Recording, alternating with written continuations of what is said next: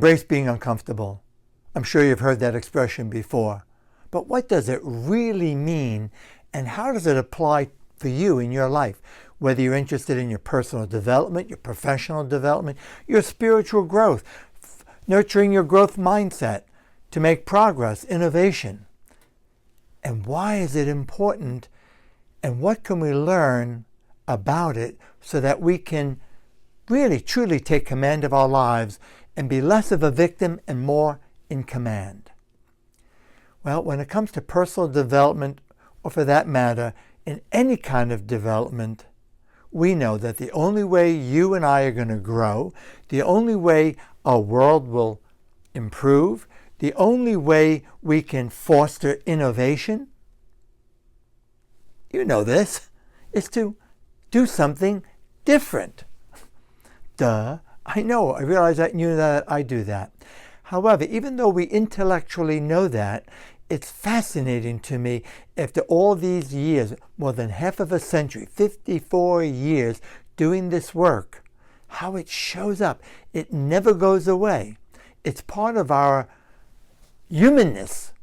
And when we understand that, not just intellectually, but embrace it, and as the saying goes, embrace being uncomfortable, we can use it to charge us, to accelerate our growth.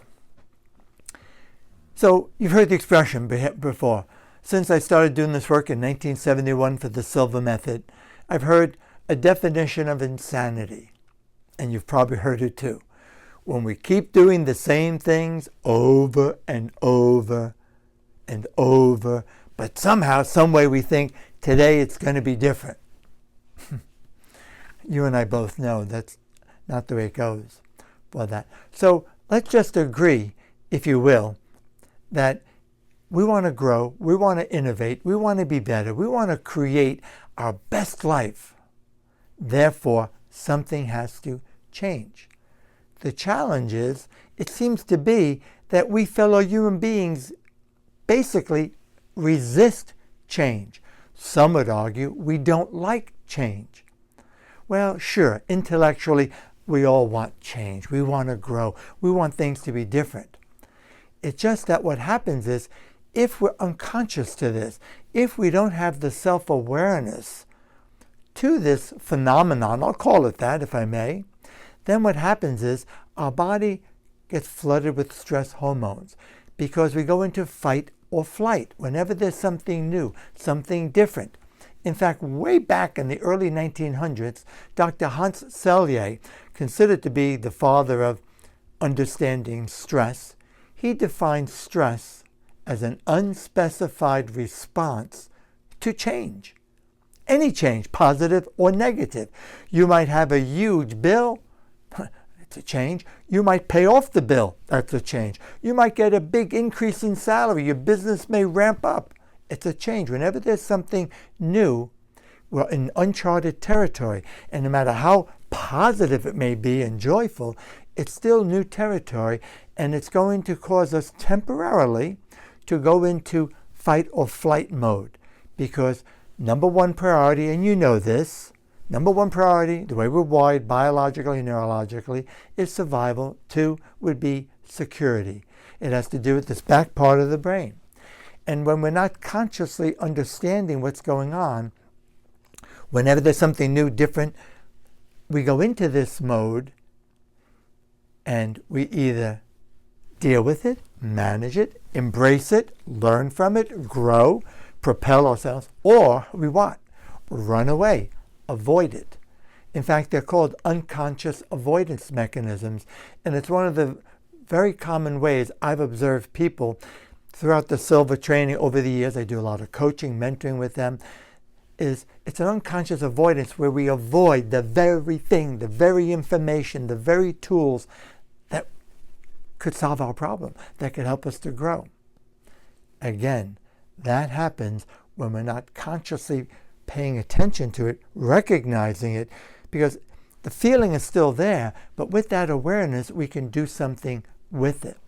So let's talk about that some more. It's automatic, it's unconscious. So what I'm suggesting is self-awareness, to understand that. For example, I can still remember, I was never dreamed I'd be a public speaker, never dreamed I'd be before thousands of people. In high school, I was a jock, I was an athlete, and then I was studying to be in engineering. But when I had to give my first presentation in front of a group of about 10, 12 people, and it was a presentation I knew thoroughly, I understood it, I could present it in my sleep, and yet when I was asked by my mentor to give the presentation and I stepped forward, all of a sudden as I was getting ready, my heart started pounding, my mouth went dry, I was soaked with perspiration, and I went blank. I couldn't even remember what I was supposed to talk about. So I said, let's take a break. And I hurried into the restroom, just with slow deep breathing to get back. Here I am, more than half a century later, and that feeling never goes away. It just, I understand it now. I'm conscious of it, and I kind of like it. I call it creative unrest. It shows, it demonstrates to me that I care, because every time I'm with a new group of people, even though I've done hundreds and hundreds, maybe thousands of the Silva Method Immersion, we call it, of Silva Life and Intuition System, I've traveled the globe working in groups of 600 to 1,100, doing graduate advanced programs called Silva Method.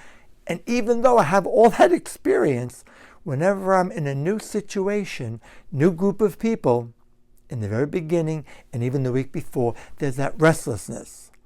It tells me I'm getting ready to perform. I'm getting ready to do something. Be aware of that. Can you relate? Think about in your own life, if you're a coach, if you're a trainer, or in business, or your sales, a presentation, regardless of what we're doing. But there's another really big example that I'd like to use that is really close to my heart. I love and so appreciate and feel blessed and fortunate to be a Silva Method instructor since 1971. I'm the guy that Jose Silva selected. We had about 1,000 global instructors, and there were only 4 in the world who were giving graduate advanced programs and working with instructors. Jose Silva, the founder, was one of them, and I became one of the 4. I was replacing someone who had to leave. Whoa!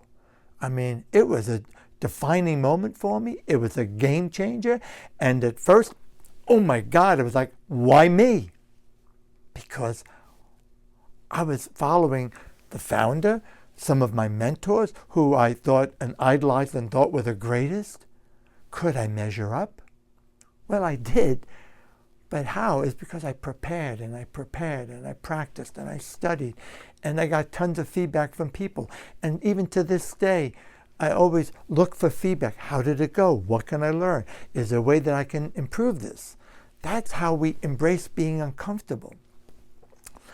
An even maybe better example, if you have been through the Silva training, if you remember way back when we called it the Basic Lecture Series.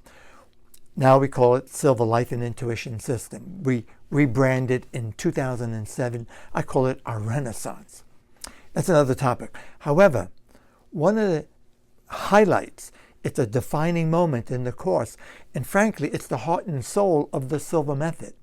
Yes, we teach a lot of self-improvement techniques. Yes, you learn how to manage pain, to sleep better, to heal, and live a better, healthier life. We develop dynamic meditation techniques. However, all of that is creating a path leading to awakening our subjective, intuitive, psychic faculties in such a way that we have conscious control and can do something with it to solve a problem, to prevent a disaster, to be in the right place at the right time, to be what some people call luckier. That's always been since 1966, our belief that every human being has this ability. So all during the class, we're playing with our intuition. It's 4 days, 40 hours of training, not 3, not 2, 40 hours. Be aware of that. Pay attention to that to make sure you're getting the right and proper training. However, in day 3 and 4, we kind of ramp up and play a lot more games of intuition where it's called deliberate practice. You get immediate feedback.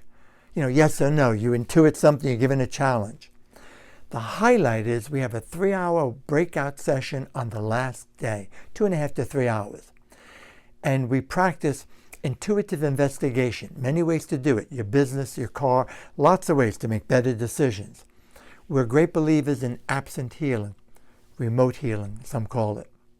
So part of our program is to help people awaken this ability and to encourage people that rather than worry about your loved ones, rather than, worry, will they, maybe, just maybe we can do something. I make no promises, and we know we need more research, but it keeps showing up, and there have been so much unexplainable events of people who were diagnosed with life-threatening maladies to even everyday types of maladies, and they're improving, they get better.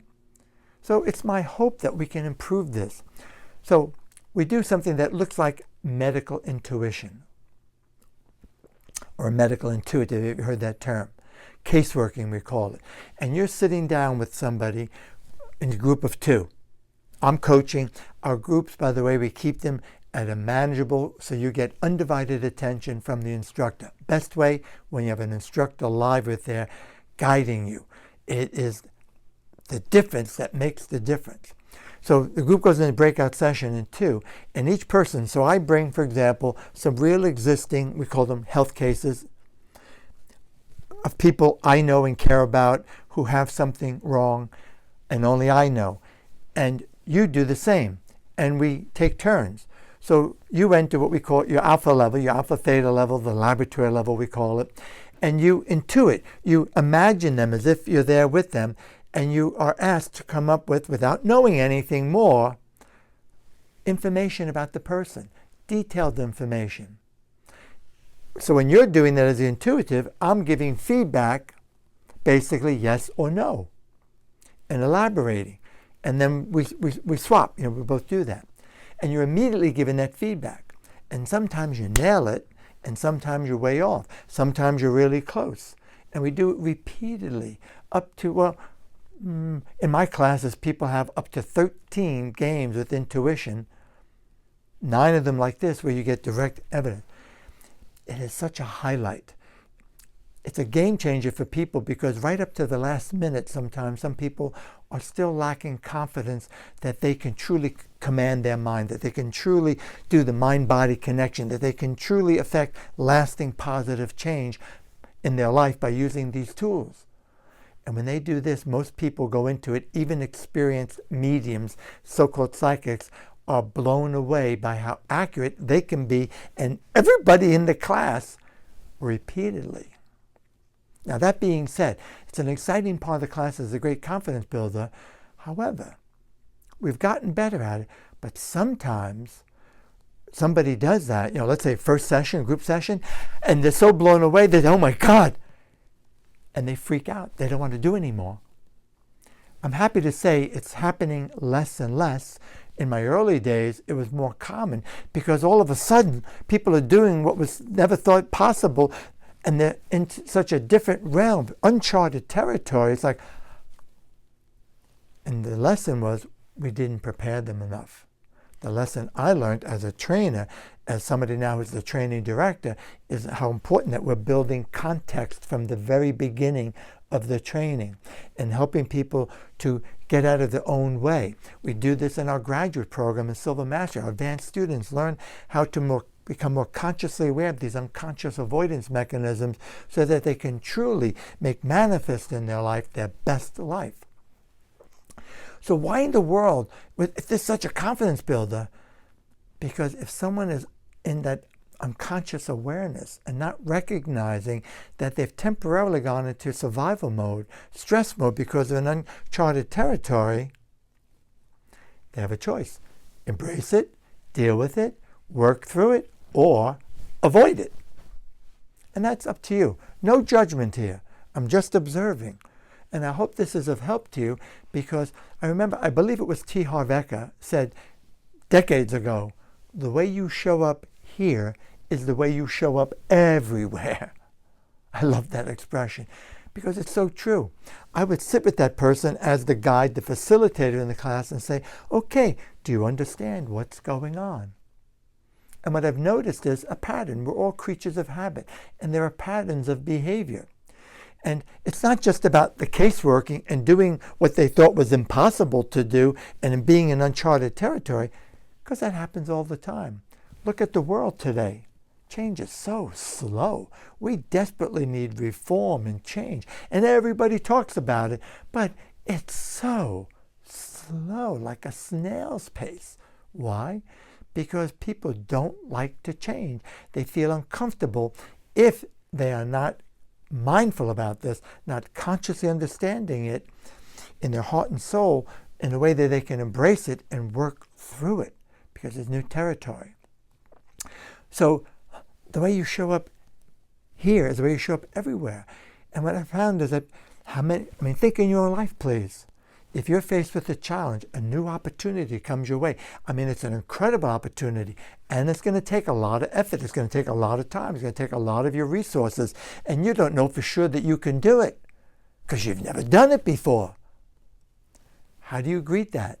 Do you say, okay, I'm in, I'll commit to it. Now, what do I need to learn? Or do you just avoid it and run away? Think about it. Technology keeps changing so fast.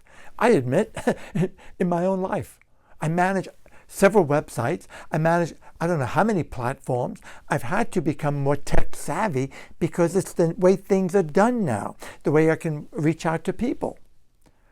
And the innovations and the updates are much faster, frankly, not being a tech wizard, than I could keep up with. And I admit, sometimes I'll avoid it for days until I finally say, okay, let me center myself, close my eyes. We call it entering our level. Few slow, deep breaths. Think of the benefits, the value. Tip, this is a takeaway for you. This is a solution. So I get myself calm and I deal with that energy and use it to guide me. And then I imagine myself working it out. I'm going to have superior concentration, superior understanding. I'm going to do my best.